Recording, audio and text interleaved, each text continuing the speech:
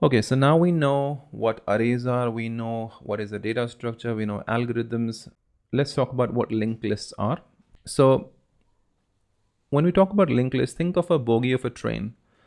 Now, there are different compartments, the different bogies, 1, 2, 3, and so on. And each bogie is linked to each other. You can see there's this link to each other. They're not separate, they're together. So when the train runs, they run together with the train. So each bogie is linked to each other. And if you start from the first bogie, let's say here, you can go to the next bogie because it's linked. So if you are in the first bogie, you know where the second bogie is and third is and so on. And then once you reach the last bogie, there's nothing at the end. So there's nothing at the end, you know that you've reached the last. So similarly, linked lists are also set of nodes, and these nodes contain data and the information about the next node. So because they have information about the next node, if you are at the first node, you can actually reach the next following nodes or all the nodes. Or even if you're in the middle, you can traverse and go further to the next available nodes. So because they are linked with each other, that's why called linked. And why they are called lists is because it's a collection of the nodes, and they're sequential. That's why it's called list.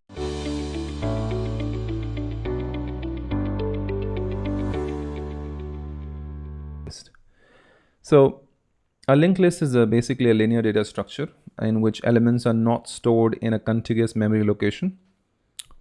And the elements in a linked list are linked using pointers.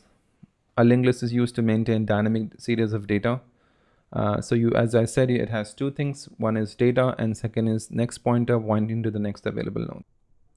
Okay, like you can see that you have, this is the second node, and this next pointer is pointing to the second node. And again, you have next pointer in the second node, which is pointing to the next available node, and so on.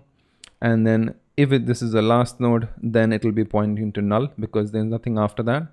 And there's also something called head, which will be pointing to the first node. Okay, so that's your linked list. This data could be anything. It could be number or string. You can store any type of data. And then this pointer is actually storing the address of the next node. Okay, there are two types of linked list. One is singly and second is doubly. So in singly linked list, it contains the data and the pointer to the next node of the same data type. So what we looked at, this is actually the singly linked list, where you have the next pointer pointing to the next available node. And it allows the traversal of the data only in one way. Like from here, let's say from the first node, you can go to the second node and the third node. You can't go reverse because you don't have the address of the previous node. So let's say if you want to traverse in the reverse direction, this is where the doubly linked list come into picture. So a doubly linked list or a two-way linked list contains three parts. First is the data, which is this one. Second is the pointer pointing to the next node, which is the next pointer. And then third is the previous pointer pointing to the previous node. So you can see that you have the previous pointer, right? So it's the same as the singly linked list. The only difference is that you have the previous pointer also along with the next pointer. So this was your singly linked list where you only had next pointer, but now here you have previous pointer also. So of course, for the first node, the previous pointer will be pointing to null because there's no node before that. And for the last node, next pointer will be pointing to null because there's no node after that. Head, as always, will point to the first node. And then over here, the next pointer is pointing to node B. And for node B, the previous pointer is pointing to node A, and so on. Okay, so it allows us to traverse in both directions. You can traverse from A to B, B to A. Okay, now we talk about the circly linked list. So circly linked lists are the ones in which the first element points to the last element and the last element points to the first element. Again, there are of two types. One is singly linked list as circular and doubly linked list as circular. So in singly linked list as circular, the next pointer of the last node points to the first node. As you can see that the last one next pointer is pointing to the first node. And then in doubly linked list as circular, you have the next pointer of the last node pointing to the first node, and then the first node previous pointer is pointing to the last node. Okay, so that's the difference between singly linked list and doubly linked list as circular.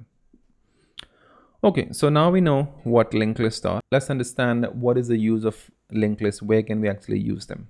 So first is, because it is a dynamic data structure, our linked list can grow and shrink at runtime by allocating and deallocating the memory.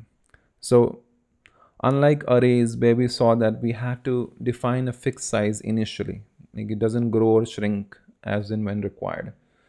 If you give the size is 5, then it can contain 5 elements as a fixed size. But here, because they can grow and shrink at runtime, you don't really need to specify the initial size. And there's no memory wastage. There's efficient memory utilization because of the size increases or decreases at runtime, and there's no need to pre-allocate the memory. The implementation of linked lists is pretty easy. And it is, for example, stacks and queues are often easily implemented using linked lists. You can iterate and perform the deletion operation on the list very easily. So you don't need to shift elements after the insertion or deletion.